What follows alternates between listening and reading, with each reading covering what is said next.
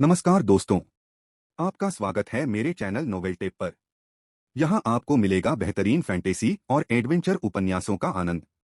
मैं आपको आकर्षक कहानियाँ और रोमांचक किरदार प्रस्तुत करूंगा। मेरे वीडियो विशेष रूप से मनोरंजन और शिक्षा के लिए बनाए गए हैं। यह किसी भी व्यक्ति या संस्था को नुकसान पहुंचाने का उद्देश्य नहीं है।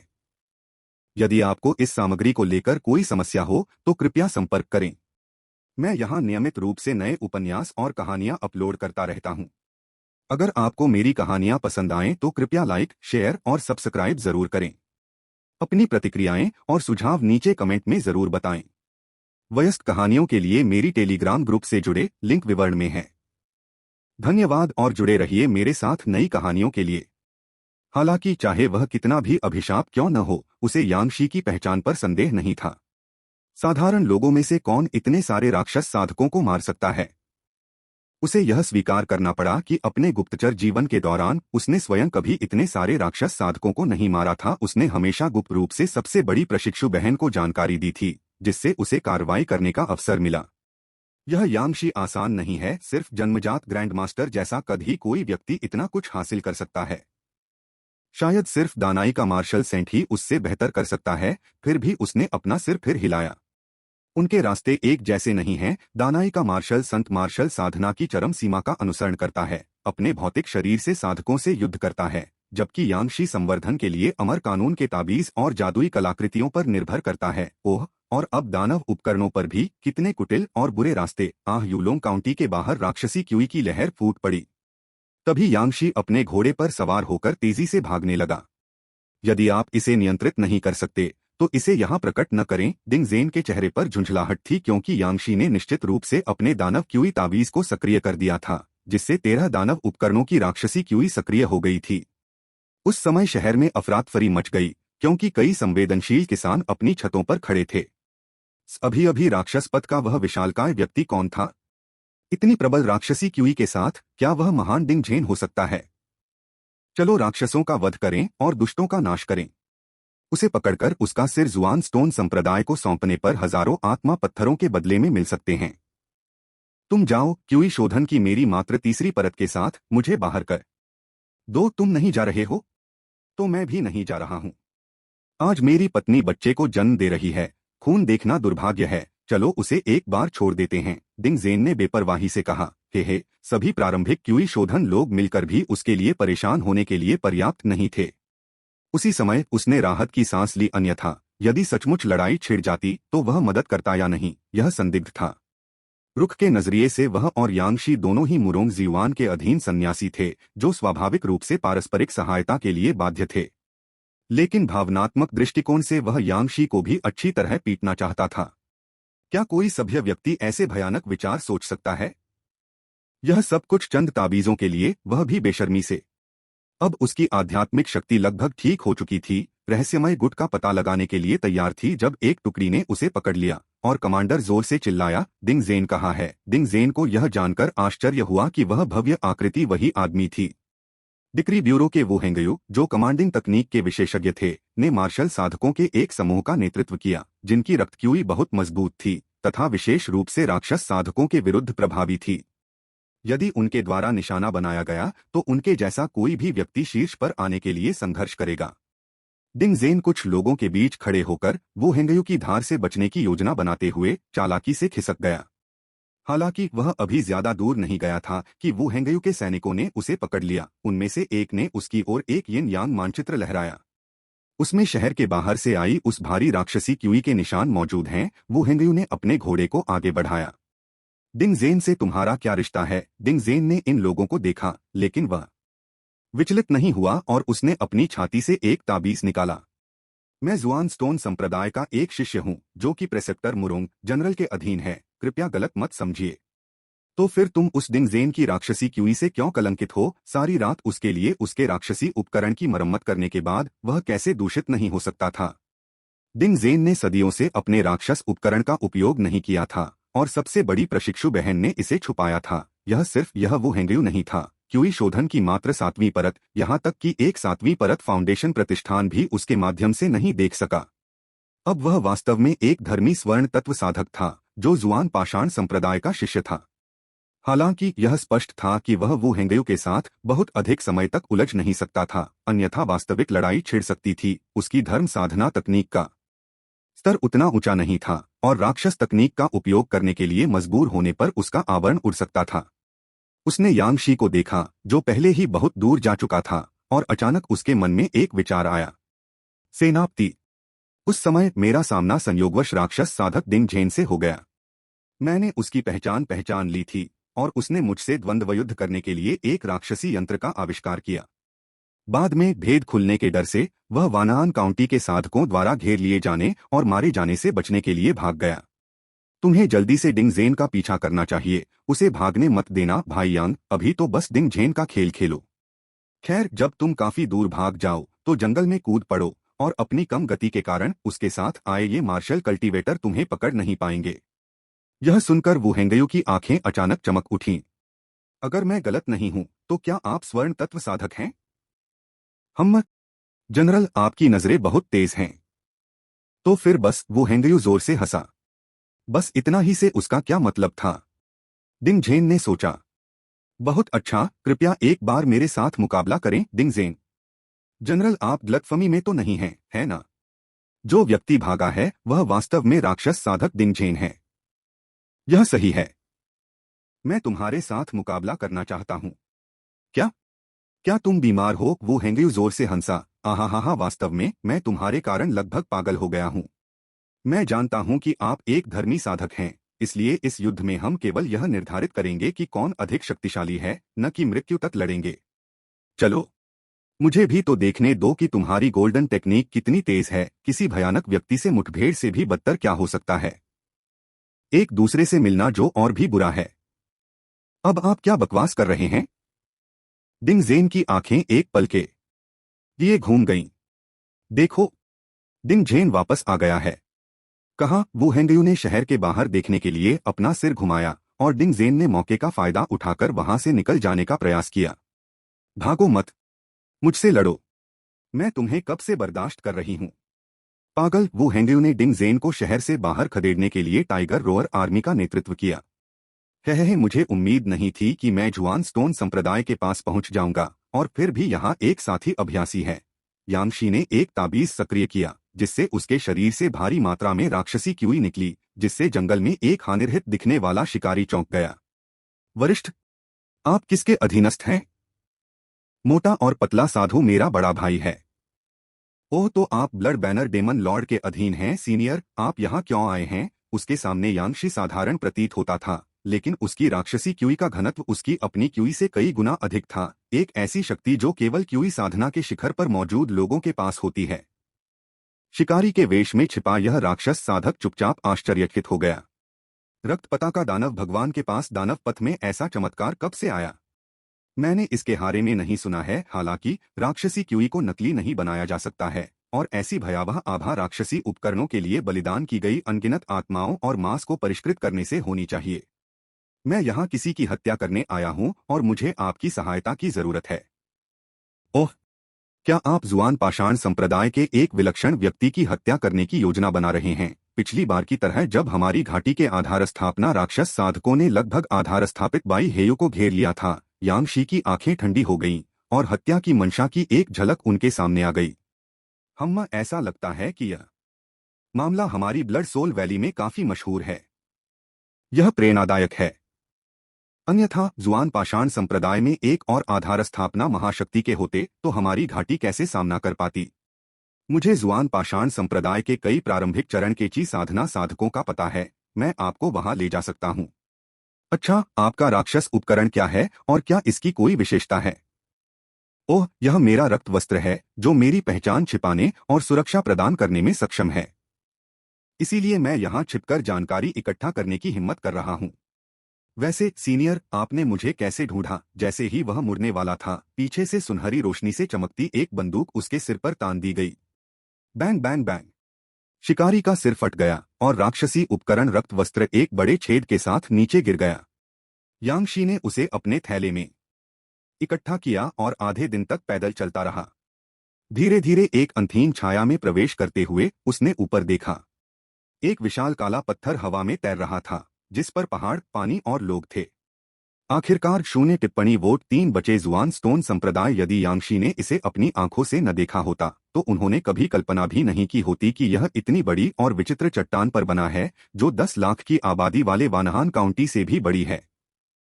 इस काले विशालकाय चट्टान से अभी भी एक धुंधली सी खजाने जैसी रोशनी निकल रही थी, मानो इसमें कोई आत्मा समाहित हो।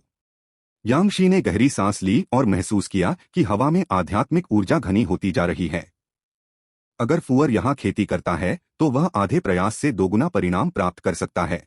किंगशी काउंटी में आध्यात्मिक ऊर्जा बहुत औसत थी। पूर्वजों की आत्माओं के मार्गदर्शन में अपनी यात्रा के दौरान उन्होंने आध्यात्मिक ऊर्जा से समृद्ध कई स्थानों को देखा था जो किंगशी काउंटी से कहीं बेहतर थे। पूर्वजों की आत्माएं अक्सर कहती हैं कि अमर साधना धन, साझेदारों, तकनीकों और स्थान के अलावा और किसी चीज पर निर्भर नहीं करती। यह स्थान भी बहुत आवश्यक है। यद्यपि यांगशी खेती नहीं कर सकते थे, फिर भी उन्हें अपने 2 प्रतिभाशाली बच्चों के बारे में अधिक सोचना पड़ा। क्या यांग परिवार को भविष्य में अधिक समृद्ध और बेहतर आध्यात्मिक ऊर्जा वाले क्षेत्र में जाना चाहिए? यांगशी का एक आलाप सुनकर यांग जेनशुओ आधा सहमत हुए, आधा हिचकिचाए। हालांकि आप जो कह रहे हैं वह गलत नहीं है, लेकिन यांग परिवार की वर्तमान नींव बहुत कमजोर है। एक अच्छे क्षेत्र की लालसा आपदा का कारण बन सकती है। आइए पहले कुछ और जमा करें। वास्तव में डेविल वाइंड फॉरेस्ट में स्पिरिट लेक के पास के क्षेत्र में अपेक्षाकृत प्रचुर मात्रा में आध्यात्मिक ऊर्जा है। यांग फू वहां साधना कर सकता है। यांग जेनशुओ भूमि के प्रत्येक टुकड़े की आध्यात्मिक ऊर्जा सांद्रता देख सकता था और रास्ते में उसने कुछ ऐसे क्षेत्र भी देखे थे जहां आध्यात्मिक ऊर्जा सांद्रता 10 से अधिक थी, लेकिन बिना किसी अपवाद के सभी शक्तिशाली प्राणियों या साधकों द्वारा कब्जा कर लिए गए थे। ऐसी कोई चीज नहीं थी जिसका यांग परिवार आसानी से सामना कर सकता था। इसके अलावा यांग गेनशुओ को उन अन्य साधकों के क्षेत्रों को लूटना पसंद नहीं था जिन्हें उनसे कोई शिकायत नहीं थी, जिससे वे दुश्मन बन जाते थे, जो यांग परिवार के लिए उनके द्वारा बनाए गए 24 चरित्र मूल्यों के अनुरूप नहीं था। दास अपवाद थे। वे बर्बर लोग असभ्य थे और यांग परिवार उनमें सभ्यता ला रहा था। यह सोचते हुए यांग गेनशुओ ने यांग परिवार की छवि को देखा। इस समय युवा यांगफू की ताबीज बनाने की कुशलता और अधिक निखरती जा रही थी। अपनी आध्यात्मिक शक्ति समाप्त होने के बाद वह स्वयं ही साधना करने लगता था और उसकी साधना विशुद्ध साधना की तुलना में और भी तेजी से बढ़ती थी। अभिव्यक्ति। यांगफू, अपनी माँ से कहो कि वह 1000 लकड़ी संरचना को शैतान पवन वन में आत्मा झील तक ले आए। आज से तुम वहां साधना करोगे। यांगफू की आध्यात्मिक भावना अनायास ही चमक उठी जब उसने आकाश में सुनहरे अक्षरों को देखा। वह थोड़ा झुका। फुअर समझता है। यांगफू की खबर सुनकर जियांग शियाओबाई ने बिना किसी हिचकिचाहट के तुरंत चलना शुरू कर दिया। एरे ध्वज उठो। यांग परिवार की जागीर के 8 कोनों से 8 छोटे छोटे झंडे उठे और सभी जियांग शियाओबाई के हाथों में लौट आए। यह द्वितीय श्रेणी रक्षात्मक जादुई व्यूह, जो एक आधार स्थापना साधक को कुछ समय तक रोक सकता था, वर्तमान में यांग परिवार का सबसे महत्वपूर्ण आधार था। जब तक उनके पास यह है, कहीं भी घर हो सकता है। सामान समेटने के बाद जियांग शियाओबाई ने यांग फुशुओ को उठाया, जो मिट्टी से खेल रहा था। साफ कपड़े कौशल। यांग फुशुओ ने पानी को उस बड़ी भट्टी को नष्ट करते देखा जिसे उसने अभी अभी बनाना समाप्त किया था और वह जोर जोर से रोने लगा। जियांग शियाओबाई ने उसे सीधे एक छोटी सी आग की पीठ पर बिठाया और वे तीनों किंगशी काउंटी से दूर चले गए। इन वर्षों में लगातार मैग्मा फल खाने के कारण फ्लेम टाइगर का आकार बहुत बड़ा हो गया था और वह आसानी से 3 लोगों को ले जा सकता था। पहले मुझे दुर्घटनाओं का डर था, इसलिए मैंने यांगफू और यांग फुशुओ को शैतान पवन वन में जाने की हिम्मत नहीं की। अब सरणी के साथ सुरक्षा है और प्रचुर आध्यात्मिक ऊर्जा वाले स्थान पर जाने का समय आ गया है। वे यांगफू की पहले से ही तेज साधना को और तेज करने जा रहे थे। जियांग शियाओबाई भी उनके साथ चले गए और आशा व्यक्त की कि वे शीघ्र ही क्यूई शोधन क्षेत्र में पहुंच जाएंगे। स्पिरिट झील पर पहुंचने पर जियांग परिवार ने कोड़े की चटकने की परिचित आवाज सुनी। दरार, तुम्हें किसने बताया कि खेती करने का मतलब है कि तुम्हें काम नहीं करना पड़ेगा? दास हैश ने दुहखी होकर कहा। बाघ भाई, मैंने खेती शुरू करने से पहले ही काम खत्म कर लिया। क्रैक, अभी भी बहाने बना रहे हो। क्या तुम कह रहे हो कि मैंने तुम्हें मारकर गलत किया? हैश दरार घोषित करना। हैश, मैं गलत था टाइगर भाई। हुजी ने अंततः संतुष्टि में सिर हिलाया। लगातार 10 कोड़े व्यर्थ नहीं गए थे और वास्तव में उनका प्रभाव पड़ा था। अन्यथा यदि यह दास थोड़ा उग्रता से खेती करता तो क्या वह सबको नीची दृष्टि से नहीं देखता? यांग परिवार की पहली फसल के बाद हैश को जुआन स्टोन ऊर्जा आकर्षण कौशल से पुरस्कृत किया गया था, जिससे उसे खेती शुरू करने की अनुमति मिली। यह तकनीक पृथ्वी स्वर्ण तत्व की थी और हैश की पृथ्वी स्वर्ण आत्मा जड़ें उसकी अन्य आत्मा जड़ों से अधिक थीं। अब भ्रूण श्वास के दूसरे स्तर पर एक साधक होने के नाते मैं उपजाऊ मिट्टी कौशल का उपयोग कर सकता था, जिससे प्रतिदिन आत्मा क्षेत्र समृद्ध होता था, जो अत्यंत उपयोगी साबित हुआ। अरे भाभी, जियाओ शुओ, आप सब यहाँ क्यों हैं? ऊजी ने उस परिचित विशालकाय बाघ को देखा, जल्दी से दौड़कर उसके पास गया और दोनों बच्चों को गले लगा लिया। वह बहुत खुश हुआ। महान पूर्वज ने मुझे स्पिरिट लेक के बगल में खेती करने के लिए कहा कि इससे मेरी खेती में तेजी आएगी। वास्तव में वह दास हैश, जो स्पिरिट झील के पास प्रतिदिन साधना करता है, तेजी से प्रगति कर रहा है। हुजी, जब तक मैं जाकर एरे सेट करता हूँ, तब तक मेरे लिए जियाओ शुओ पर नजर रखना। यानफू और यानफुशुओ स्पिरिट झील को देखकर दोनों खुश हो गए और एक साथ उसकी ओर चल पड़े। यांगफू झील के किनारे पालथी मारकर बैठ गया, प्रचुर आध्यात्मिक ऊर्जा में डूब गया, जबकि यांगफुशुओ ने ताजा मिट्टी खोदना शुरू कर दिया। जब यांग परिवार अस्थायी रूप से स्थानांतरित हो रहा था, तो यांगशी ने पहले ही बाई हेयू द्वारा दिए गए टोकन को ले लिया था और सफलतापूर्वक जुआन स्टोन संप्रदाय में प्रवेश किया था। जहां तक नजर जाती थी, वहां हरे भरे आत्मा वृक्ष और चीखते हुए आत्मा पशु थे, जिनमें अमरता की तैरती हुई आभा थी। विशाल जुआन पत्थर एक लघु अमर राष्ट्र की तरह था। इस स्थान ने साधकों के बारे में यांगशी की सभी कल्पनाओं को पूरा किया। यह वास्तव में वह स्थान है जहां अमर लोग निवास करते हैं।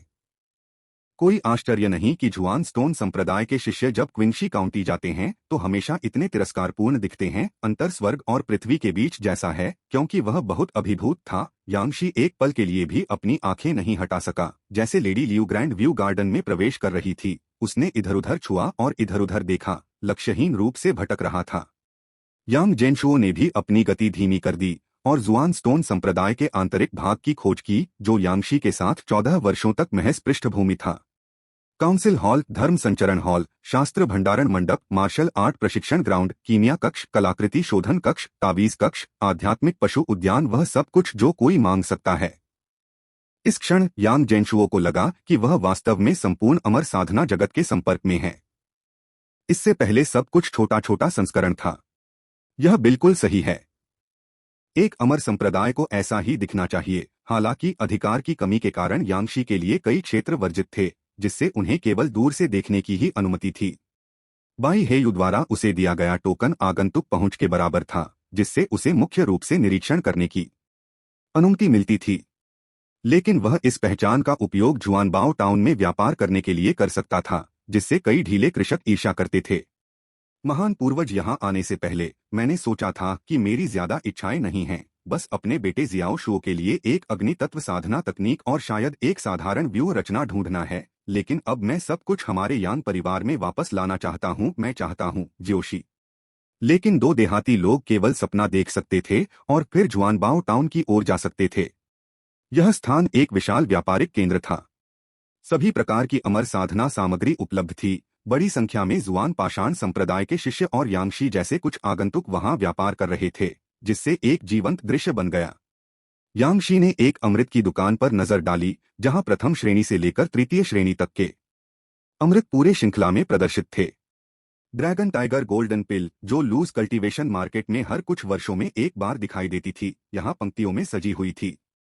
यहाँ पृथ्वी तत्व पुनः पूर्ति करने वाली आत्मा गोली जैसे अमर अमृत भी थे, जो 4 अन्य द्वितीय श्रेणी की आत्मा पुनः पूर्ति गोलियों के साथ यहाँ आसानी से मिल सकते थे, जिनमें से प्रत्येक 5 तत्वों की आत्मा जड़ों में से एक से मेल खाती थी। उनके पास स्पष्ट मूल्य निर्धारण था, जिसमें सोना, लकड़ी, पानी और पृथ्वी प्रत्येक की कीमत 300 निम्न श्रेणी के स्पिरिट स्टोन प्रति पीस थी, जबकि फायर एसेंस रिप्लेनिशिंग स्पिरिट पिल की कीमत 600 निम्न श्रेणी के स्पिरिट स्टोन प्रति पीस थी। अरे दुकानदार, यह फायर एसेंस रिप्लेनिशिंग स्पिरिट पिल बाकी स्पिरिट पिल से दोगुनी महंगी क्यों है?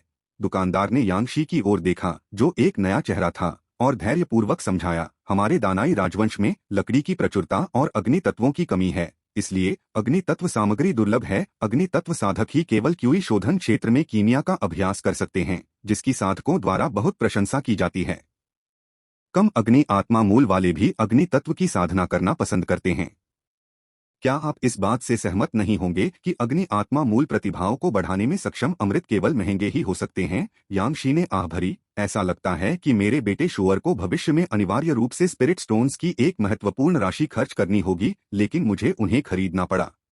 ये उच्च श्रेणी की द्वितीय श्रेणी की स्पिरिट रिप्लेनिशिंग गोलियां, जिन्हें लूज कल्टीवेशन मार्केट ने कई वर्षों से नहीं देखा था, निश्चित रूप से बच्चों के लिए खरीदने योग्य होंगी, क्योंकि जुआन स्टोन संप्रदाय में इनका आना दुर्लभ है।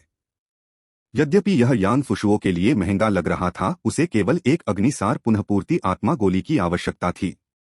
लेकिन यानफू के लिए यह अलग था, उसे उन सबकी जरूरत थी।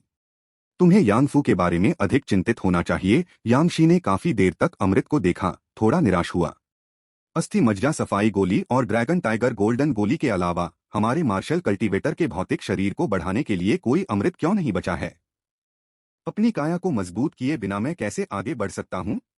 और बिना आगे बढ़े मैं एक फाउंडेशन स्थापना महाशक्ति को कैसे हरा सकता हूँ? एक जन्मजात गुरु के रूप में उनका ताओवादी हृदय अत्यंत दृढ़ था। वे स्वयं को मजबूत करने का कोई भी अवसर चूकना नहीं चाहते थे, जिनमें से स्वयं को मजबूत करने के लिए अमर अमृत का उपयोग करना लंबे समय से उनका इच्छित तरीका था। मैं यह मानने से इनकार करता हूं कि जुआन स्टोन संप्रदाय के पास कोई ऐसा अमृत नहीं है जो मार्शल कल्टीवेटर को बढ़ा सके। जैसे ही यांगशी ने बोलना समाप्त किया, एक विशाल छाया उसके ऊपर मंडराने लगी। यह देखकर दुकानदार का चेहरा काला पड़ गया कि वह कौन था। मैंने तुमसे कहा था न कि मैं तुम्हारे अमृत स्वीकार करूंगा। तीसरी कक्षा भी नहीं। मुझे परेशान करना बंद करो। शून्य टिप्पणी वोट 3 बचे। यांगशी ने मुड़कर देखा तो एक विशालकाय व्यक्ति था जिसकी लंबाई 2 मीटर से अधिक थी। उसके शरीर में मांसपेशियां उभरी हुई थीं। वह भव्य और प्रभावशाली था।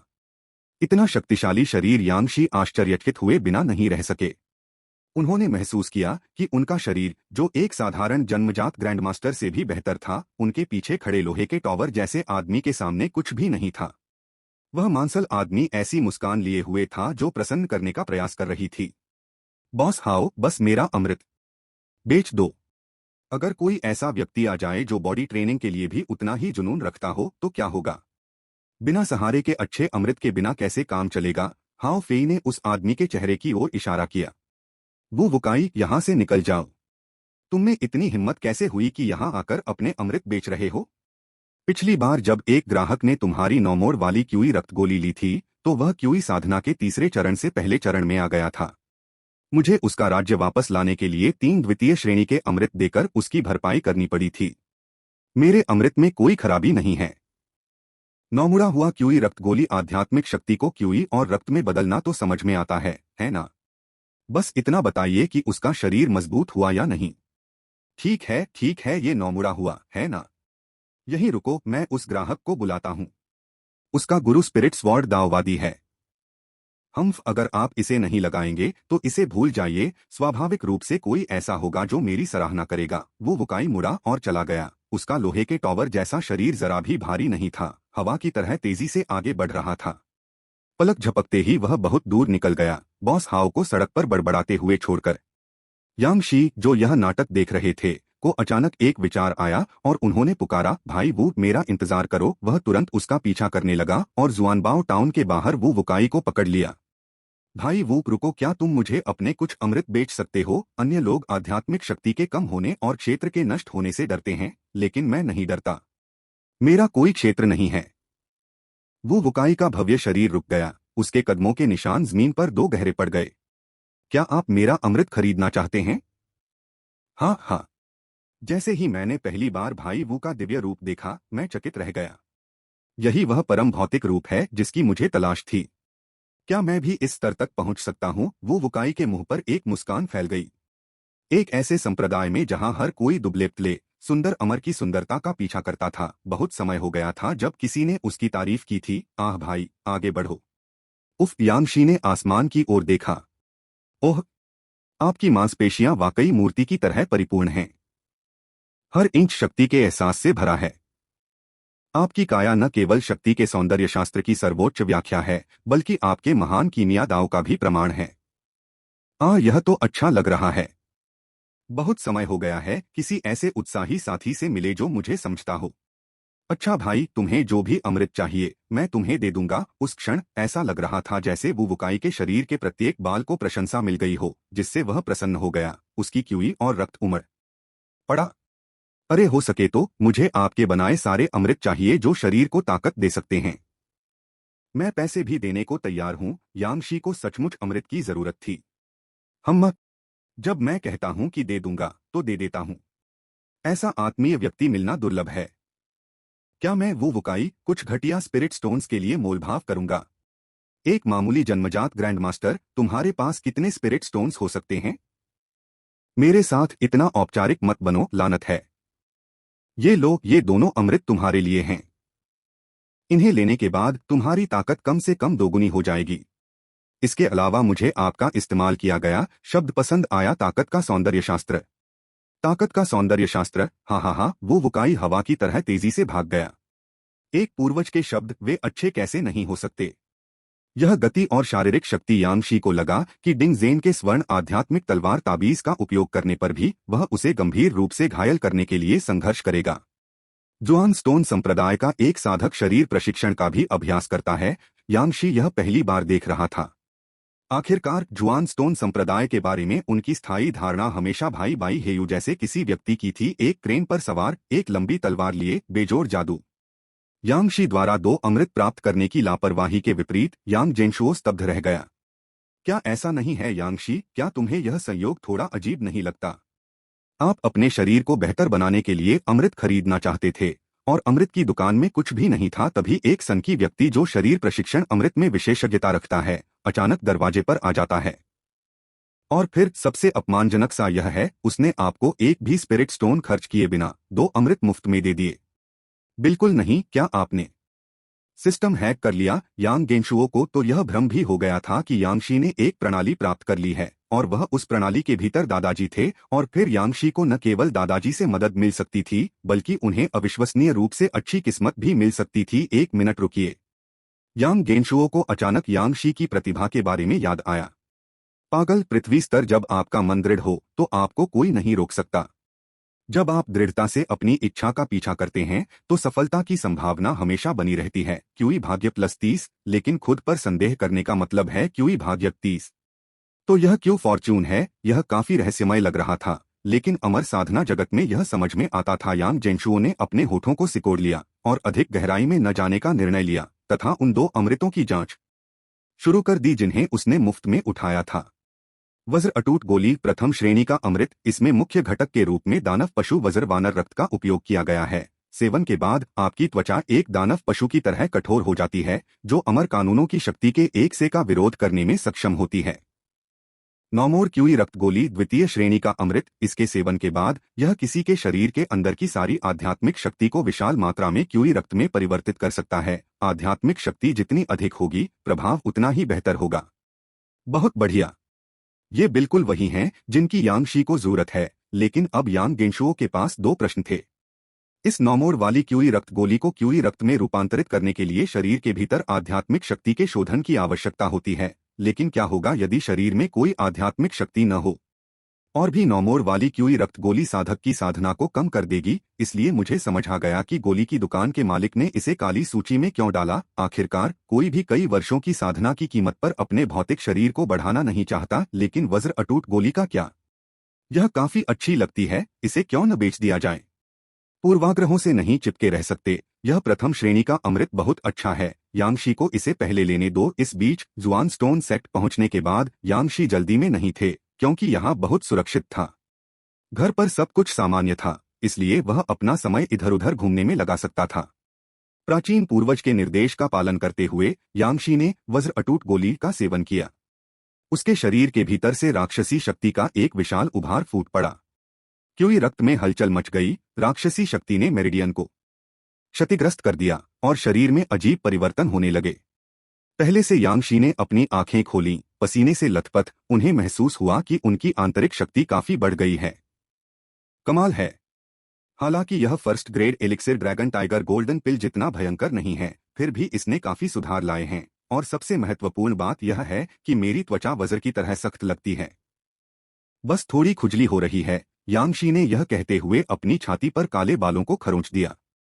यांग जेनशुओ स्क्रीन पर एक बंदर को घूरते हुए, मुझे लगता है कि मुझे पता है कि गोली की दुकान के मालिक को यह अमृत क्यों नहीं चाहिए था। स्क्रीन पर वापस देखते हुए यांगशी जुआन स्टोन संप्रदाय के भीतर आत्मा वृक्ष की शाखाओं से झूल रहा था, बिल्कुल वज्र वानर की तरह।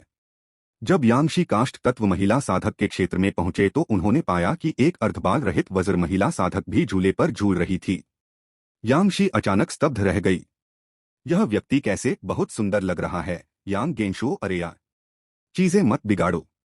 सौभाग्य से अमृत से यांगशी में केवल कुछ शारीरिक परिवर्तन ही हुए और थोड़ी देर बाद उसे होश आ गया।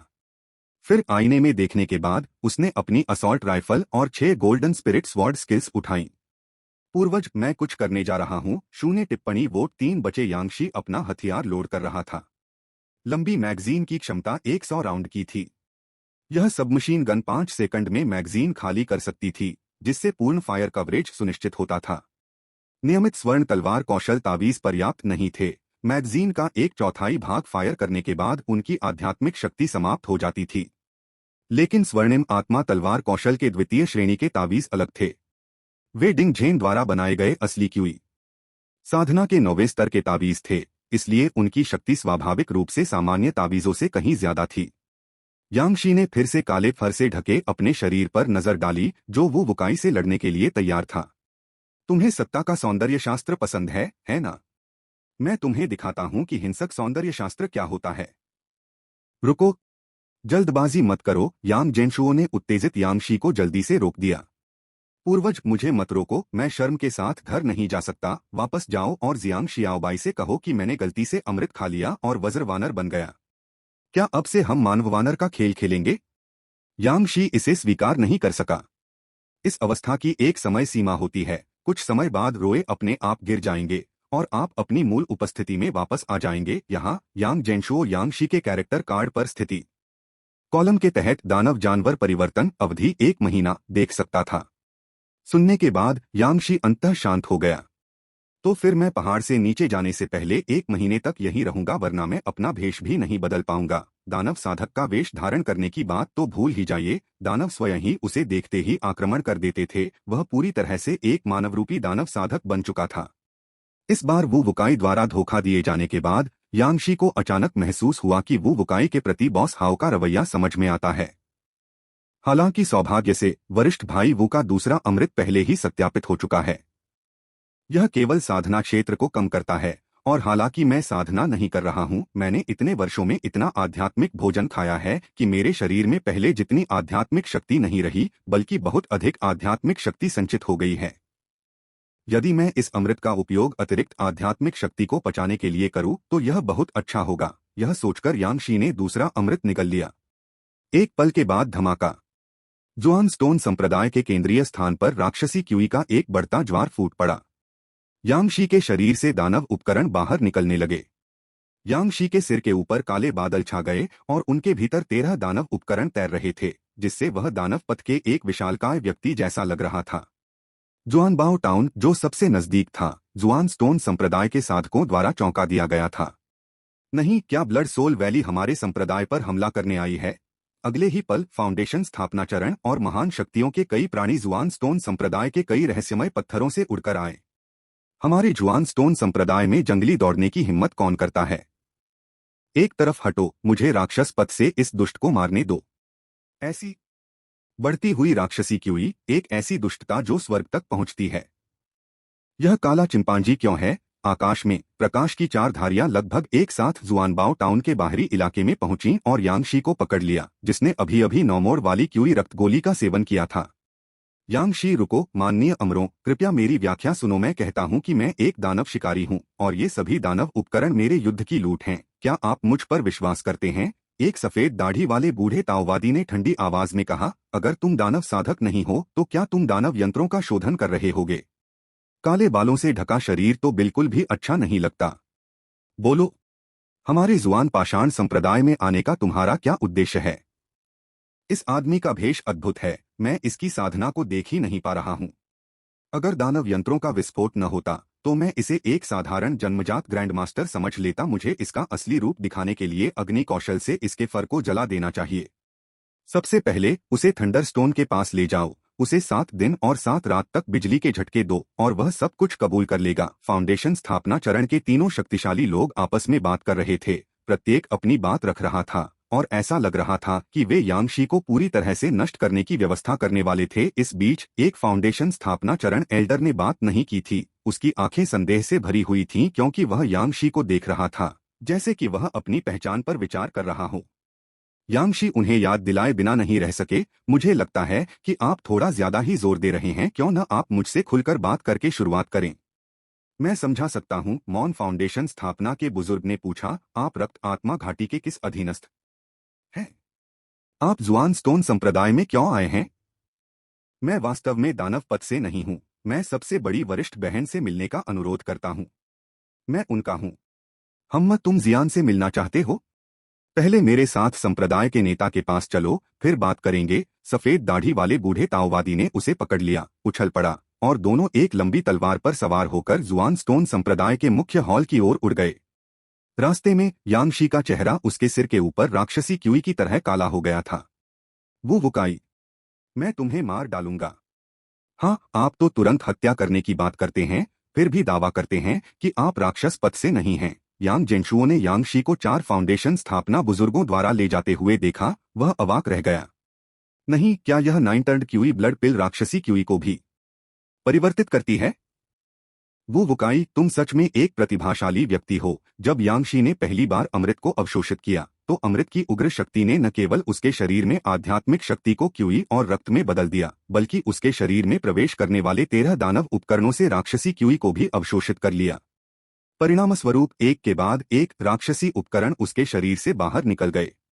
इस बार यांगशी एक डूरियन की तरह था जो एक नाबदान में गिर गया था, जो खुद को साफ करने में असमर्थ था।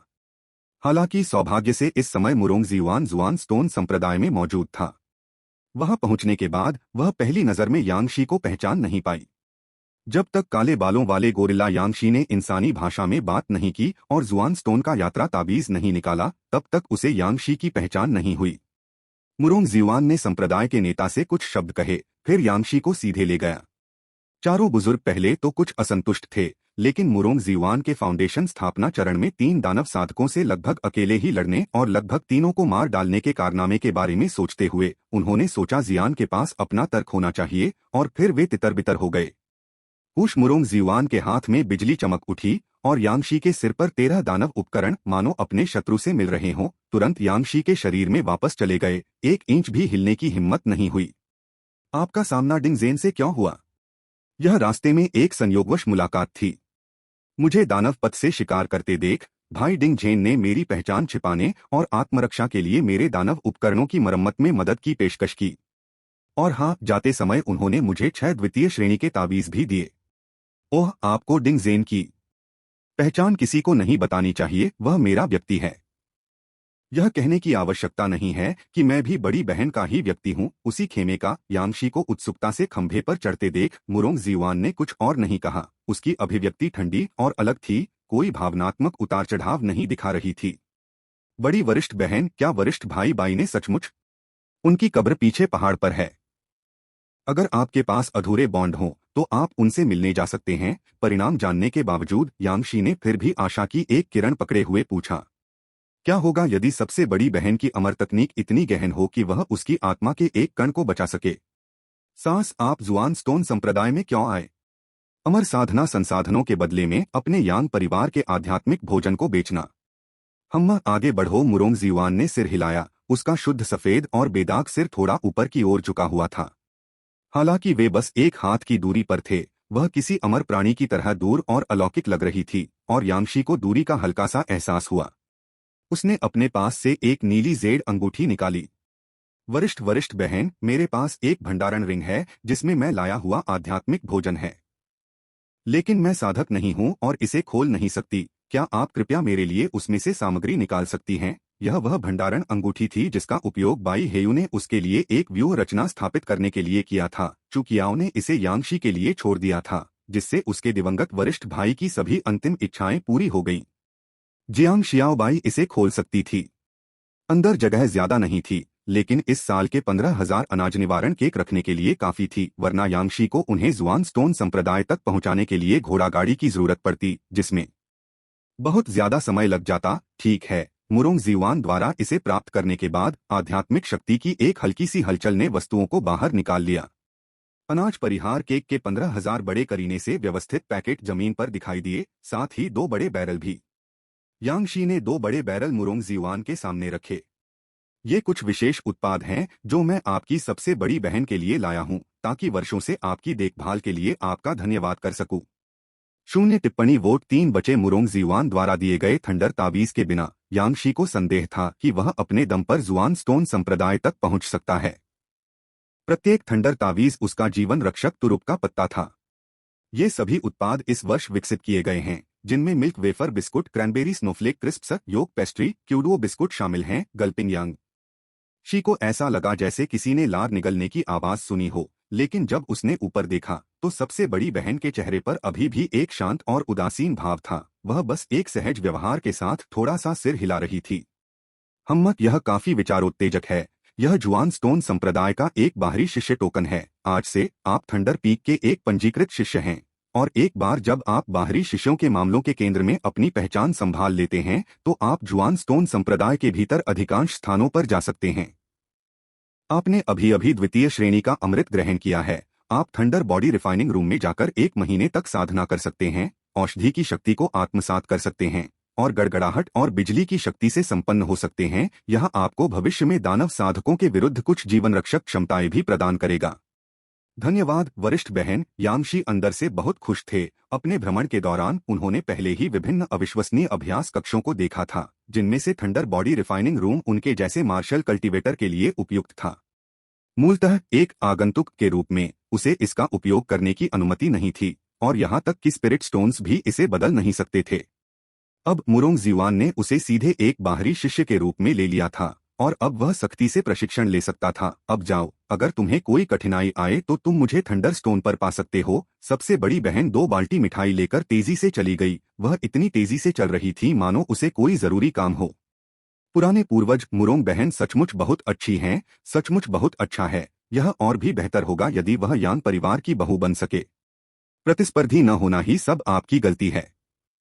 उनके बीच की स्थिति में अंतर स्वर्ग और पृथ्वी जैसा था। यांग शी का उल्लेख नहीं करना चाहिए, जो आत्मा मूल के बिना एक नश्वर था। यहाँ तक कि यांगफू यांग परिवार का शीर्ष प्रतिभाशाली व्यक्ति मुरोंग जीवान से तुलना नहीं कर सकता था, जो थंडर स्पिरिट रूट के साथ पैदा हुआ था। क्या इसे ही स्वर्ग का पसंदीदा बच्चा कहते हैं? ऐसा व्यक्ति हमारे यांग परिवार में कब प्रकट होगा? अधिक की कामना करना व्यर्थ है। कम से कम अब वह बड़ी बहन की पसंद जानता था। हर साल उसे स्वादिष्ट भोजन खिलाने से उसकी अनुकूलता बढ़ सकती थी, और इससे सोने के सिक्के भी मिलते थे। इस वर्ष बाहरी शिष्य की पहचान के साथ विस्फोट हुआ। बुरा नहीं है। यांगशी को जुआन स्टोन संप्रदाय के भीतर अभिनय करने में बहुत आसानी होगी। यांग जेंशुओ को बहुत संतुष्टि महसूस हुई। यांगशी ने बाहरी शिष्य के रूप में पंजीकरण करने के लिए टोकन लिया। मामलों के केंद्र के कर्मचारी पहले तो दंग रह गए, लेकिन फाउंडेशन स्थापना एल्डर के साथ सत्यापन करने के बाद उन्होंने इसकी पुष्टि करने का साहस किया। क्या हमारे जुआन स्टोन संप्रदाय का प्रवेश इतना सख्त है? जूनियर भाई यांग को शायद पता नहीं होगा, सिस्टर मुरोंग ने पहले कभी थंडर पीक के लिए कोई पंजीकृत शिष्य नहीं लिया है। नहीं, उन्होंने व्यक्तिगत रूप से किसी और को बाहरी शिष्य टोकन जारी किया है। आप पहले हैं। हमने स्पष्टीकरण के बिना इसे लेने की हिम्मत नहीं की। ओह, मैं समझा। क्या जूनियर भाई यांग यह बताएंगे कि आपने सिस्टर मुरोंग के साथ कैसे संबंध स्थापित किया? सिस्टर मुरोंग ने मुझे इसके बारे में लापरवाही से बात न करने के लिए कहा था। यांगशी ने चतुराई से मना कर दिया। ओह, कार्य केंद्र से बाहरी शिष्य ने समझने वाली आवाज उत्पन्न की। इसके बाद यांगशी के लिए प्रवेश प्रक्रिया बहुत तेज हो गई। उन्हें सीधे हरी झंडी मिल गई और उन्हें एक छोटा सा आंगन भी आवंटित कर दिया गया। इस पर यांगशी को कुछ खास महसूस नहीं हुआ। आखिरकार वह तो जुआन स्टोन संप्रदाय का एक राहगीर मात्र था। यह उसका घर नहीं था, और वह अपना काम पूरा होने पर वापस लौट आएगा। अगले दिन यांगशी बाई हेयू को श्रद्धांजलि देने गए थे। भाई, जब मैं उन लोगों को मार डालूंगा जिन्होंने तुम्हें नुकसान पहुंचाया है, तो मैं उनकी लाशों को तुम्हारे नीचे घुटने टेकने दूंगा, ताकि वे फिर कभी न उठें। काम खत्म करने के बाद यांगशी अनाज से बचने वाले केक बेचने के लिए जुआनबाओ टाउन चले गए। विशाल आध्यात्मिक भोजन कक्ष के अंदर विभिन्न प्रकार के आध्यात्मिक भोजन रखे हुए थे, तथा जुआन पाषाण संप्रदाय के कई अनुयायी यहाँ भोजन कर रहे थे। वहाँ विशेष रूप से आध्यात्मिक खाद्य पदार्थ भी उपलब्ध थे, जिनमें से एक था अनाज परिहार केक, लेकिन वर्तमान में इसे बिक चुका है के रूप में चिह्नित किया गया था। यांगशी ने आध्यात्मिक भोजन खरीदने के प्रभारी प्रबंधक क्यूई शोधन क्षेत्र की एक मोटी महिला साधिका से संपर्क किया। बहन, मैं यहाँ अपने परिवार द्वारा बनाए गए अनाज से बचाव वाले केक बेचने आया हूँ। महिला किसान ने काले बालों वाले गोरिल्ला को देखा। पहले तो वह चौंकी, फिर ध्यान से देखने के बाद उसने पहचान लिया कि यह एक इंसान था। हाँ हाँ, तुमने जरूर भाई वू का अजीब अमृत खाया होगा। ऐसा लगता है कि भाई वू वुकाई हमारे जुआन स्टोन संप्रदाय में काफी प्रसिद्ध हैं। मैं तुमसे कह रहा हूं, अगर भाई वू का मजबूत शरीर न होता तो शायद अब तक उनकी मौत हो चुकी होती। खैर चलो उनके बारे में बात नहीं करते। तुमने अभी अनाज से बचाव वाली केक का जिक्र किया। क्या तुम वही हो जिसका जिक्र भाई बाई ने क्यूई स्टोन यांग अमर कुल से किया था? हाँ, मैं परिवार का मुखिया यांगशी हूँ। हाँ, भाई बाई के निधन के बाद मुझे लगा था कि यह अद्भुत वस्तु स्टॉक से बाहर हो जाएगी, लेकिन अप्रत्याशित रूप से आप जुआन स्टोन संप्रदाय में आ गए। अद्भुत अद्भुत। इस वर्ष का उत्पादन कैसा रहा? 15,000 पैकेज, यांगशी ने कहा, एक छोटी गाड़ी को खींचते हुए, अनाज से बचने वाले केक को खींचते हुए। अच्छा, ये रहे आपके 3,000 निम्न श्रेणी के स्पिरिट स्टोन। महिला किसान के भरे भरे गालों पर मुस्कान खिल उठी। उसने जल्दी से पैसे चुकाए और अनाज से बचने वाले केक अंदर ले लिए। जाहिर है उसे उनकी बिक्री की जरा भी चिंता नहीं थी। उसे डर लग रहा था कि यांगशी उन्हें वापस ले जा सकता है। अगले साल आप जुआनबाओ टाउन को सप्लाई करने कब आएंगे? क्या आप और ज्यादा उत्पादन कर सकते हैं? मुझे ऐसा करने में सक्षम होना चाहिए। मैं अपना सर्वश्रेष्ठ प्रयास करूंगा। यांगशी भारी 3,000 आत्मा पत्थरों को लेकर चले गए, केवल एक भंडारण अंगूठी की कामना कर रहे थे जिसे वह स्वयं खोल सकें। हम मार्शल कल्टीवेटर्स भंडारण रिंग क्यों नहीं खोल सकते? बाहर जाते समय इतना सारा सामान ले जाना वास्तव में असुविधाजनक है, खासकर वो अमेरिकी याइडो बंदूकें जो पूर्वजों से चली आ रही हैं। अगर उसके पास स्टोरेज रिंग होती तो वो उन्हें कभी भी उठाकर धावा बोल सकता था, लेकिन गुरु ने कहा है कि इस दुनिया में एक मार्शल साधक है जो स्टोरेज रिंग का खुलकर इस्तेमाल कर सकता है। अगर मैं उससे कुछ सीख सकूं तो बहुत अच्छा होगा। दानाई मार्शल संत, वह न केवल अपने नश्वर शरीर से क्यूई साधकों का वध कर सकता है, बल्कि उसके पास कई अन्य दिव्य पहलू भी हैं जो कई अन्य जन्मजात ग्रैंडमास्टरों के पास उपलब्ध नहीं हैं। हालांकि दानाई मार्शल संत का पता लगाना मुश्किल है। कौन जानता है कि मैं उनसे कब मिल सकता हूं? यांगशी ने अपने सभी स्पिरिट स्टोन्स को अपने आंगन में संग्रहित किया, फिर अभ्यास कक्ष की ओर चल पड़े। Thunder body refining room. अंदर शरीर को परिष्कृत करने में सहायता के लिए बिजली और गर्जन की शक्ति का उपयोग किया जा सकता है, जो केवल क्यूई शोधन चरण साधकों के लिए ही सुलभ है। यांगशी का शरीर अब क्यूई साधना पूर्णता के साधक से भी अधिक शक्तिशाली था, तथा प्रतिरोधी काले बालों के कारण भी यह अधिक शक्तिशाली था, जिससे स्वाभाविक रूप से उसे इसका उपयोग करने में सहायता मिली। उन्होंने बड़ी बहन के निर्देशों का पालन किया और 30 दिनों की पहुंच प्राप्त करने के लिए पूरे 300 निम्न श्रेणी के स्पिरिट स्टोन का भुगतान किया। अभ्यास कक्ष में प्रवेश करते हुए यांगशी यह देखकर हैरान रह गया कि थंडर बॉडी रिफाइनिंग रूम भूमिगत था, विशाल जुआन स्टोन के अंदर, जिसे उसने बाहर देखा था। वह कुछ देर तक पत्थर की सीढ़ियों से नीचे उतरता रहा, फिर गड़गड़ाहट से भरे एक स्थान पर पहुंचा। दीवारें बैंगनी पत्थरों से सजी थीं, जिनसे गड़गड़ाहट जैसी ऊर्जा निकलती थी जो पूरे स्थान में फैलती थी। जैसे ही यांगशी ने कमरे में प्रवेश किया, उसे बैठने के लिए भी जगह नहीं मिली। दरार। बिजली की एक चमक सीधे उस पर गिरी, जिससे उसका शरीर अकड़ गया और उसकी मांसपेशियां ऐंठ गईं, मानो उसे बिजली के डंडे से मारा गया हो। गड़गड़ाहट और बिजली की इतनी प्रबल शक्ति उसने अपनी सच्ची क्यूई को प्रसारित किया। उसके भीतर रक्त और क्यूई उमड़ पड़े, जिससे झुनझुनी की अनुभूति कम हो गई। फिर उसने महसूस किया कि उसका शरीर कठोर हो गया है, मानो बिजली से लिपटा हो। उसके शरीर के अंदर का दानव यंत्र भयभीत हो गया, कांपने लगा और लगातार उसकी मेरिडियन में घूमता रहा तथा थंडर आध्यात्मिक शक्ति से बचने की कोशिश करता रहा। कल अमृत लेते समय उसका ध्यान भंग हो गया था और वह अमृत की पूरी शक्ति ग्रहण नहीं कर पाया था। अब जैसे ही उसके रक्त और क्यूई का संचार हुआ, नौमोर क्यूई रक्त गोली ने फिर से काम करना शुरू कर दिया। गोली ने राक्षसी उपकरण से राक्षसी क्यूई को तीव्रता से बाहर निकाला तथा उसे उसके शरीर को पोषण देने वाले पोषक तत्वों में परिवर्तित कर दिया। Crack crack crack. गुफा में थंडर आध्यात्मिक शक्ति लगातार यांगशी के शरीर में प्रवेश कर रही थी, जिससे नौमोर वाली स्वर्ण गोली को और अधिक आध्यात्मिक शक्ति मिल रही थी। साथ ही उसका शरीर अधिक मजबूत और कठोर हो रहा था। यांगशी ने दर्दनाक ऐंठन से धीरे धीरे अनुकूलन करना शुरू कर दिया और अंततः उसके पास केवल आनंद ही बचा। अपने शरीर में उठती ज्वार भाटे जैसी झुनझुनी का आनंद ले रहा था। उसके काले बाल भी बिजली की चमक से लगातार बिखर रहे थे और बुझ रहे थे। विशाल क्यूई और रक्त ने यांगशी के पूरे सार को नई ऊंचाइयों पर पहुंचा दिया और उसका शरीर धीरे धीरे विस्तारित होकर वू वुकाई के शरीर की ओर विकसित हो गया। यांग जेंशुओ ने यांगशी को अपनी नीरस साधना शुरू करते देखा और उस पर ध्यान देना बंद कर दिया। खेल में त्वरित समय के दौरान यांग जेनशुओ ने एक मुद्दे पर विचार किया। अब साल का अंत होने वाला है और पारिवारिक अनुष्ठान शुरू करने का समय आ गया है। क्या यांगशी और यांगफू एक ही समय में दो जगहों पर परफॉर्म कर सकते हैं? वर्तमान में उसे जुआन स्टोन संप्रदाय के यांगशी को ताज़ा बने अनाज परिहार केक की आपूर्ति करने की आवश्यकता थी और उसे शैतानी पवन वन के यांगफू से आध्यात्मिक अनाज भी इकट्ठा करना था। 0 वोट 3 बचे लोड विफल। कृपया पुनः प्रयास करें। 14वें वर्ष के 350वें दिन जियांग शियाओबाई ने भ्रूण श्वास चरण की 8वीं परत को तोड़ दिया, जिससे उसकी ताकत में काफी वृद्धि हुई। 14वें वर्ष के 355वें दिन यांगफू ने 5 तत्वों की आत्मा सर्पिल में पूर्णता प्राप्त की, भ्रूण श्वास चरण की 4थी परत को तोड़ दिया, जिससे उसकी ताकत में काफी वृद्धि हुई। यांगफू ने स्वयं ही टैलिस्मैन कौशल सीखा है, जो प्रथम श्रेणी के टैलिस्मैन बनाने में सक्षम है। पहली बार यांग परिवार के एक वंशज ने भ्रूण श्वास चरण की 4थी परत को तोड़ दिया, जिससे अमर दुनिया का रास्ता साफ हो गया। +60 धूप। पहली बार यांग परिवार ने 100 साधना कौशल +100 धूप से ताबीज कौशल प्राप्त किया। धूप 640। जब यांगशी थंडर बॉडी रिफाइनिंग रूम में एकांत में थे, तब उनके घर पर लगातार अच्छी खबरें आ रही थीं।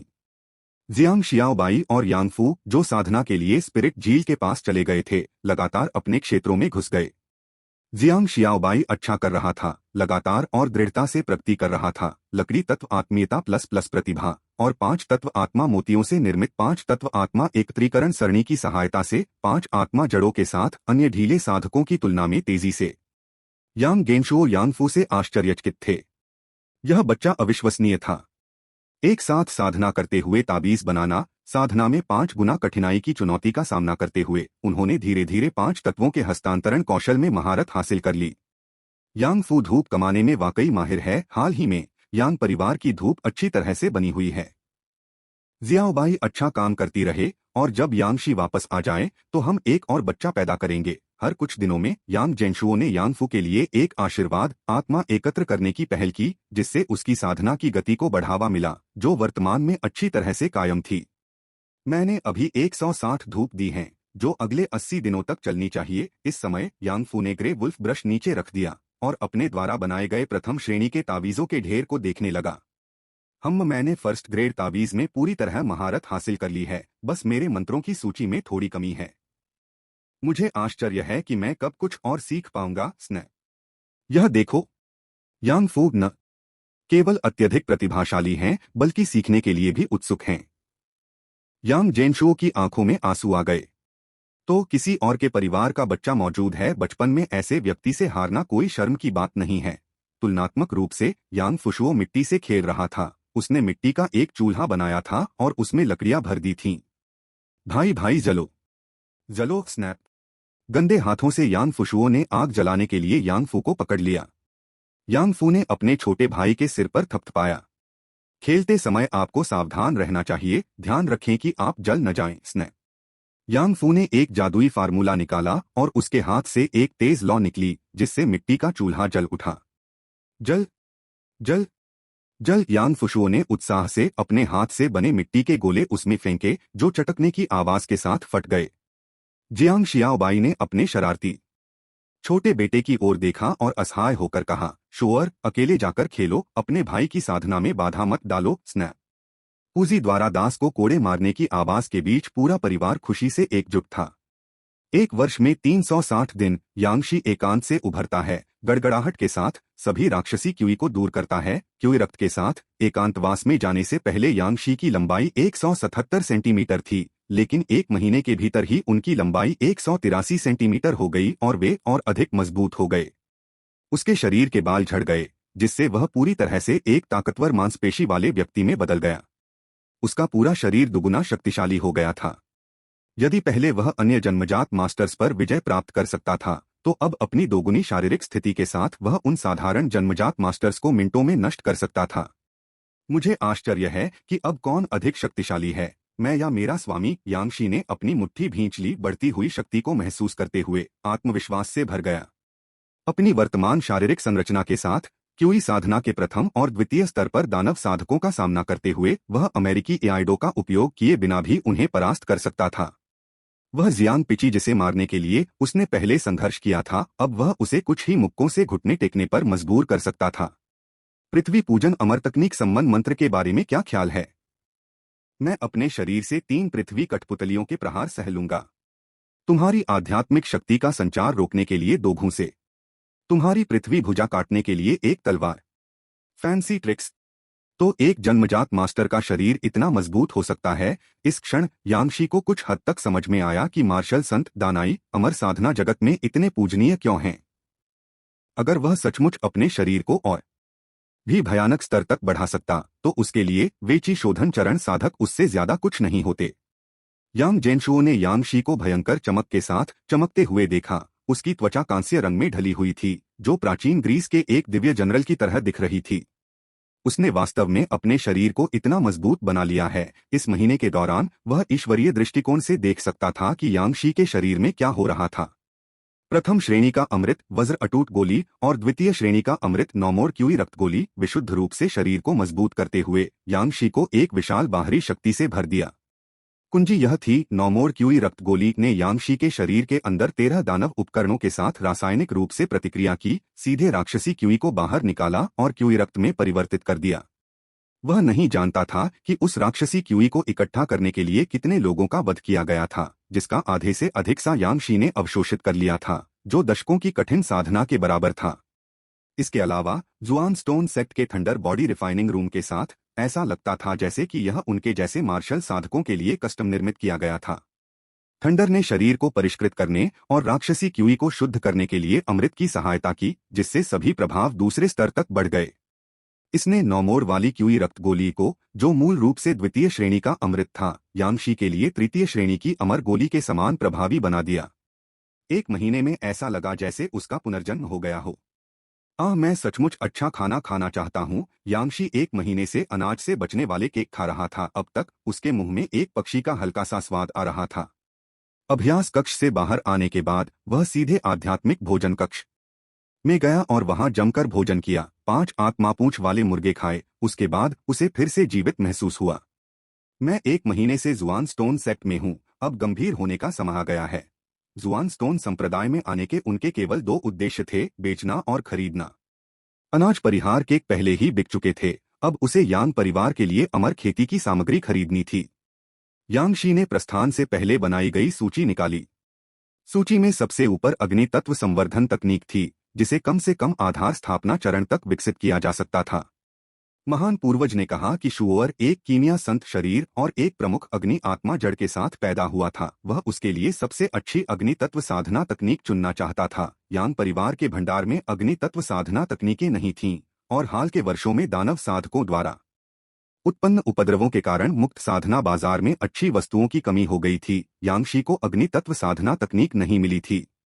वह कुछ देर तक जुआनबाओ कस्बे में घूमता रहा, लेकिन आश्चर्य की बात यह थी कि उसे वहां कोई ऐसी दुकान नहीं मिली जो खेती की तकनीक बेचती हो।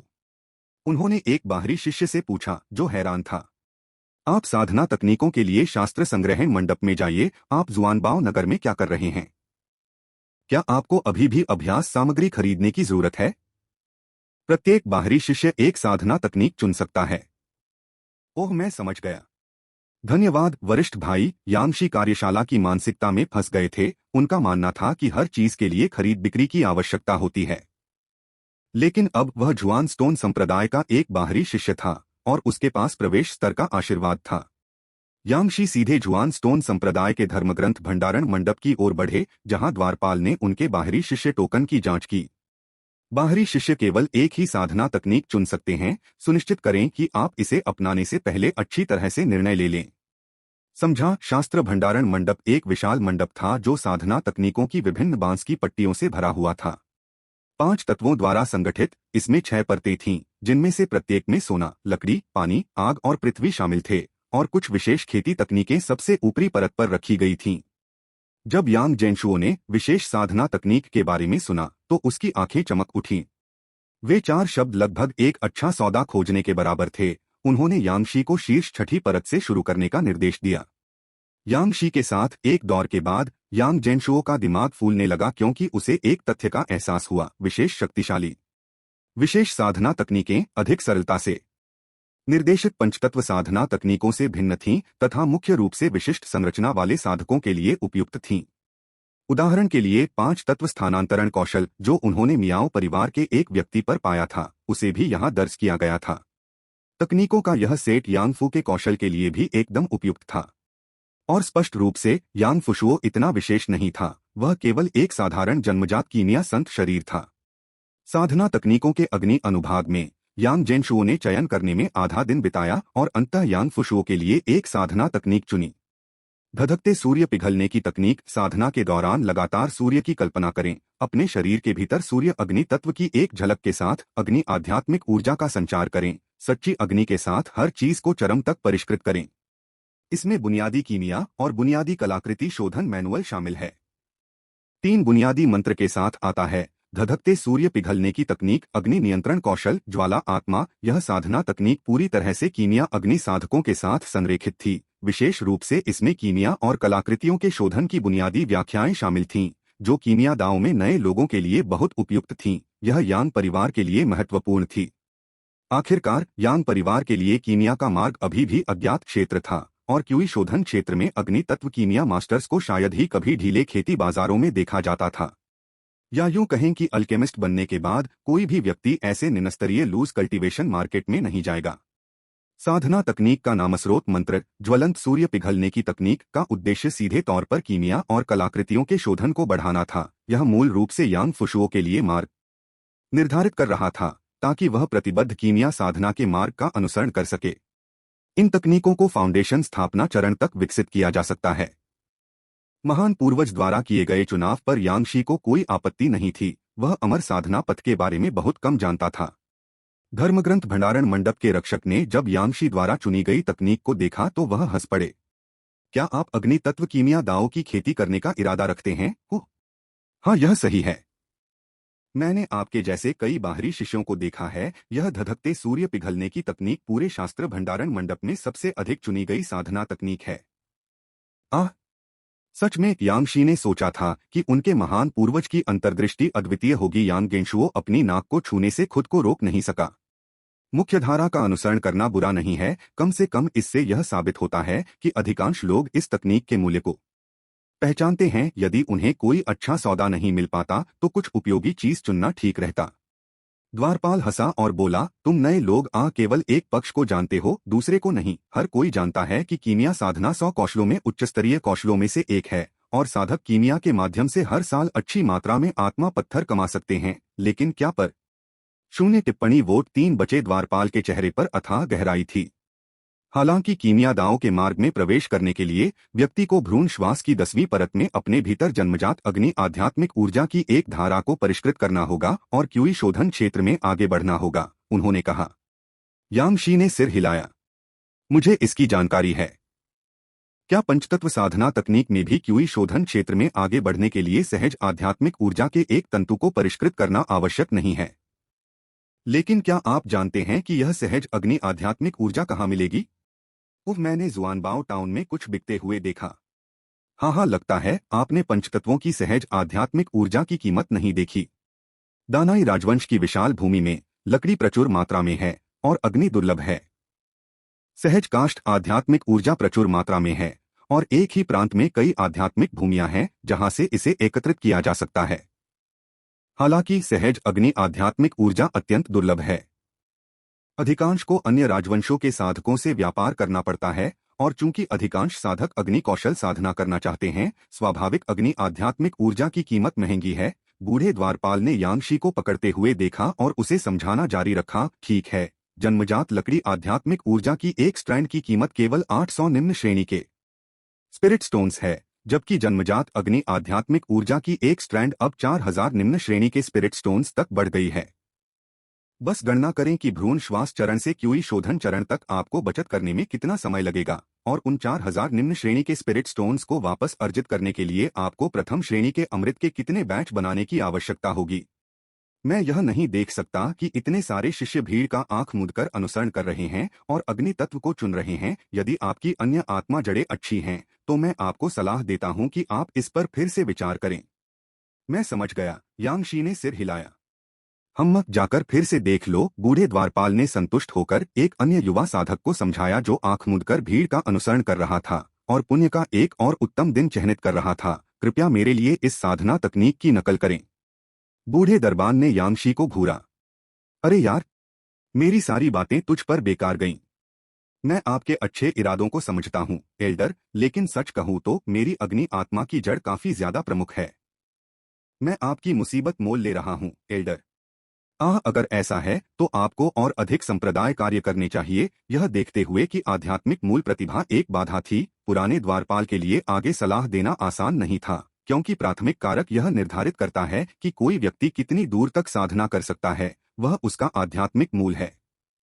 दिव्य आत्मा मूल वाले साधक के पास केवल एक आत्मा मूल होता है, जो स्वभाव से पूर्णतः प्रतिभाशाली होता है, तथा साधना की गति पंच आत्मा मूल वाले साधक की तुलना में कम से कम 5 गुना अधिक होती है। एक 5 आत्मा मूल मुक्त साधक अच्छे भाग्य और पर्याप्त आत्मा पत्थरों के साथ 20 वर्षों में क्यूई शोधन क्षेत्र में प्रवेश करने में सफल हो सकता है, जबकि एक दिव्य आत्मा मूल वाले साधक को उसी स्तर तक पहुंचने में अधिकतम 4 वर्ष लग सकते हैं। यदि दोनों ने 6 वर्ष की आयु में साधना शुरू की तो दिव्य आत्मिक मूल वाला व्यक्ति 10 वर्ष की आयु में ची शोधन तक पहुंच जाता है और वयस्क होने पर अपनी नींव स्थापित कर सकता है। आत्मिक मूलों के बीच का अंतर बहुत बड़ा है। यांग फुशुओ का अग्नि तत्व मूल उत्कृष्ट था, जो 3 आत्मा मूल साधक के बराबर था, और उसकी साधना गति काफी प्रभावशाली थी, इसलिए स्वाभाविक रूप से वह अंत तक अग्नि तत्व के मार्ग का अनुसरण करने के लिए तैयार था। हाँ, मेरे यांग परिवार के पास वो 4000 स्पिरिट स्टोन कम हैं। क्या मजाक है? यांग परिवार का वर्तमान उत्पादन प्रति वर्ष 3000 प्लस स्पिरिट स्टोन्स था। जब तक यांग फुशुओ भ्रूण श्वास अवस्था की 10वीं परत तक पहुंचेगा, कौन जानता है कि उसने कितनी संपत्ति जमा कर ली होगी। फिर भी यांग गेंशुओ को अभी भी थोड़ा भावुक महसूस हुआ। यह सहज अग्नि आध्यात्मिक ऊर्जा बहुत महंगी है। यह बहुत अच्छा होगा यदि हम एक स्थिर आध्यात्मिक भूमि पा सकें जो इसे उत्पन्न करती है। यांग परिवार बहुत धन कमाएगा। उन्होंने एक नोटबुक निकाली और यह महत्वपूर्ण जानकारी नोट कर ली। यांगशी यात्रा करते समय आसपास के भूखंडों के बारे में जानकारी प्राप्त करने के लिए नजर रख सकते थे, तथा संभवतः किसी ऐसे क्षेत्र की तलाश कर सकते थे जो सहज अग्नि आध्यात्मिक ऊर्जा उत्पन्न करता हो। शास्त्र भंडारण मंडप के द्वारपाल ने यांगशी के लिए धधकते सूर्य पिघलने की तकनीक साधना तकनीक जेड स्क्रॉल की एक प्रति बनाई। यह जेड स्क्रॉल एक बार इस्तेमाल करने लायक है। एक बार जब आप इसे अपनी आध्यात्मिक समझ से याद कर लेंगे तो यह गायब हो जाएगा और इसे बदला नहीं जा सकेगा। इसका अच्छी तरह से अध्ययन करें, उन्होंने निर्देश दिया। धन्यवाद एल्डर। वैसे चूंकि इस तकनीक में केवल कुछ ही मंत्र हैं, तो मैं बाकी मंत्र कैसे सीखूं? युवक, अपनी क्षमता से ज्यादा काम मत लो। प्रत्येक साधना तकनीक में शामिल मंत्र क्यूई शोधन स्तर तक पहुंचने के लिए पर्याप्त हैं।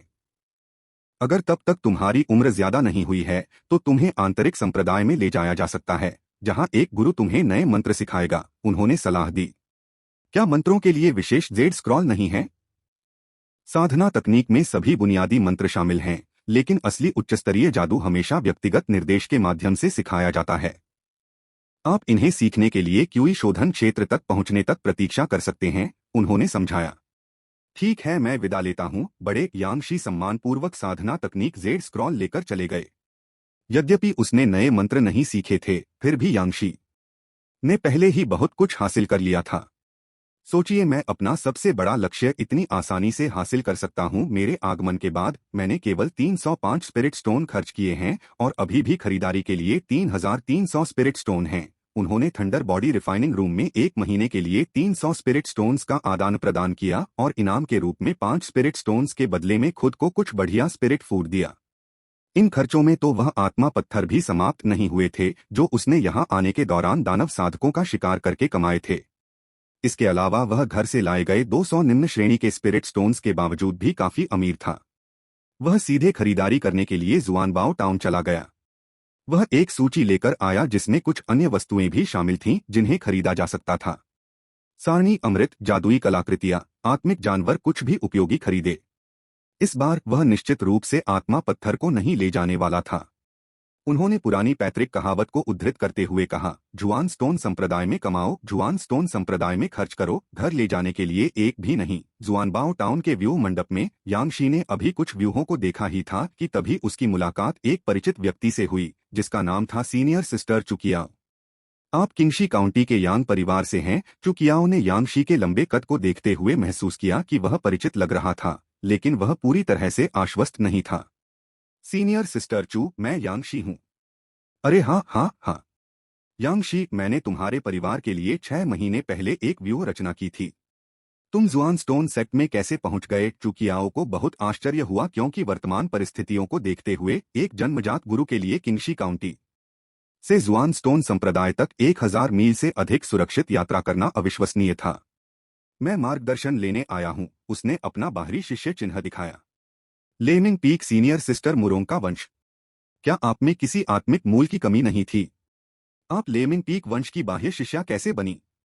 क्या आपके पास कोई विशेष योग्यता है? लेमिंग पीक जुआन स्टोन संप्रदाय के अंतर्गत एक अपरंपरागत शाखा थी जिसके साधक अधिकांश पारंपरिक साधकों से भिन्न थे तथा प्रत्येक साधक की अपनी अनूठी विशेषताएं थीं।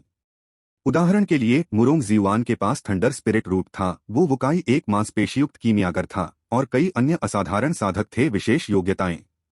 यांगशी ने एक क्षण के लिए सोचा कि उनकी ताकत कहाँ से आई, फिर आत्मविश्वास से कहा, मैं बहुत अमीर हूँ। क्या इसे विशेष योग्यता माना जाएगा? वरिष्ठ बहन चू, क्या आप किसी चीज की लालसा रखती हैं? ओह, वह shadow following first grade illusion array. मैं इसे लंबे समय से चाहता था, लेकिन इसकी कीमत 500 निम्न श्रेणी के स्पिरिट स्टोन है और मैं अभी भी बचत कर रहा हूँ। मेरी वरिष्ठ बहन चू के लिए यह ध्वज पैक करो। यांगशी ने सहजता से भुगतान किया और इसे चुकियाओं को उपहार में दे दिया। 500 स्पिरिट पत्थरों की कीमत वाली एक सरणी बस ऐसे ही दे दी गई। इतना कमाने के लिए उसे कई मिशन पूरे करने पड़े। चुकियाओं को थोड़ा चक्कर आया। यांगशी को देखकर उसने सोचा कि वह सुंदर और दिव्य दिख रहा है।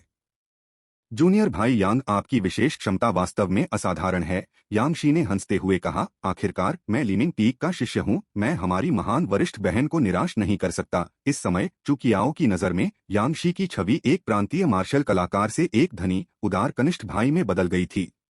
जूनियर भाई यांग, अगर आपको जुआन स्टोन संप्रदाय में किसी भी मदद की जरूरत है तो मैं आपकी मदद के लिए तैयार हूँ।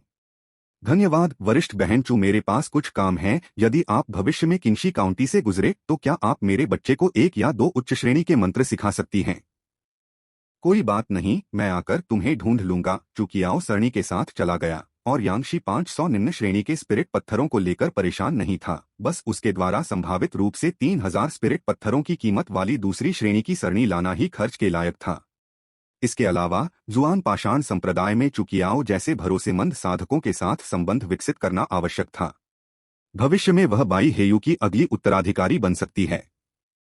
इस समय यांगशी के पास कुछ आत्मा पत्थरों के अलावा और कुछ नहीं था और जल्द ही वह पूर्वजों की पूजा में भाग लेने जा रहा था जहां वह 3000 अन्य आत्मिक पत्थर बेच सकता था। उसने आत्मविश्वास के साथ खरीदारी की। इस समय यांगशी का चरित्र धीरे धीरे आकार ले रहा था। जब वह 6 वर्ष के थे तब उनके माता पिता की मृत्यु उनके सामने हो गई थी। वह एक धनी पारिवारिक व्यवसाय से जुड़े थे, अत्यंत समृद्ध थे, उनके पास असंख्य उपकरण थे तथा उनका नश्वर शरीर देवताओं के समान था। तो वह कौन था? यह सही है, वह यांगशी था, अमर साधना जगत का बैटमैन। एक टिप्पणी वोट 3/1। लगता है इस साल पूर्वजों को श्रद्धांजलि देने का समय आ गया है। देखते हैं कि यांग फुशुओ और यांगशी दोनों मिलकर यह समारोह कर पाते हैं या नहीं। ठीक है, यांगशी अभी अभी जुआनबाओ टाउन पहुंचे हैं। वह मेरे लिए कुछ बेहतरीन अमृत चुन सकते हैं। सबसे पहले वो वुकाई के अमृत को बाहर निकालो। वह निश्चित रूप से 1 महीने के लिए बालों वाले ओरांगुटान में बदलना नहीं चाहता था। वैसे भी उसके शरीर में इतनी आध्यात्मिक ऊर्जा नहीं थी कि उसे रूपांतरित किया जा सके। बस कुछ उचित अमृत खरीदे।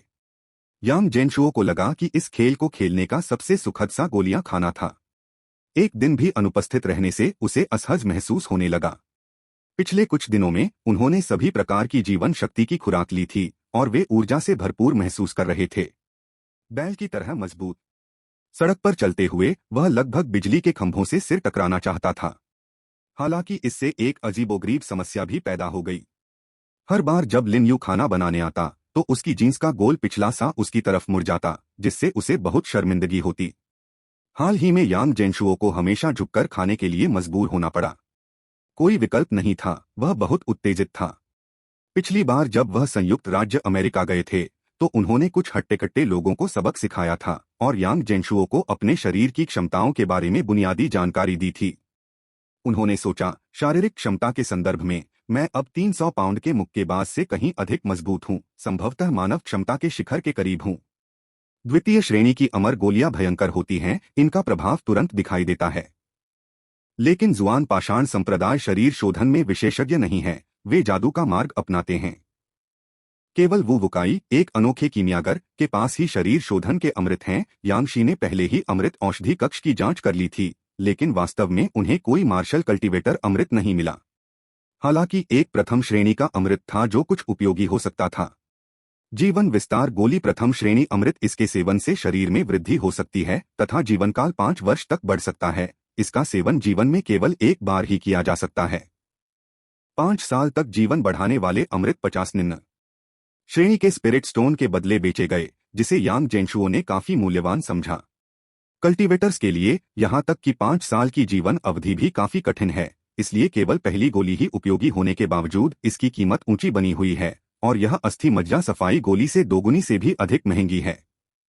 चूंकि मेरे पास अस्थायी रूप से कोई अमृत नहीं है, इसलिए क्यों न मैं अपने माता पिता के लिए 2 अमृत खरीद लूं। 30 वर्ष की आयु तक पहुंचने पर यांग जेनशुओ को समय की नश्वरता का और भी अधिक एहसास हुआ। 5 वर्ष में बहुत कुछ हासिल किया जा सकता था।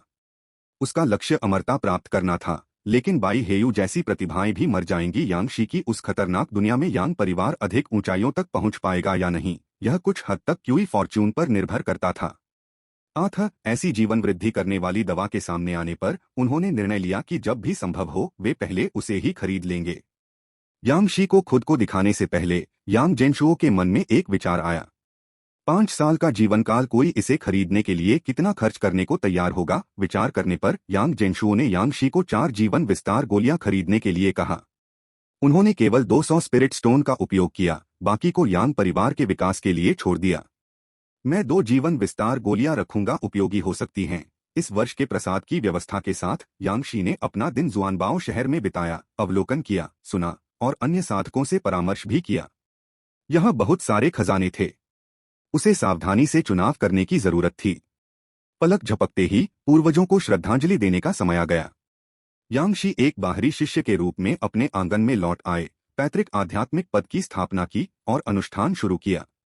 इस बीच यांग फुशुओ और जियांग शियाओबाई भी सबसे महत्वपूर्ण वार्षिक श्रद्धांजलि के साथ तैयार थे। 3300 पाउंड आध्यात्मिक अनाज द्वारा जुआन स्टोन ऊर्जा आकर्षण कौशल का अभ्यास करने और उपजाऊ मिट्टी कौशल में महारत हासिल करने के लिए धन्यवाद, जिसे उन्होंने आत्मा क्षेत्र को समृद्ध करने के लिए दैनिक रूप से लागू किया। यांग परिवार के आत्मा क्षेत्र की उपज में 10% की वृद्धि हुई थी।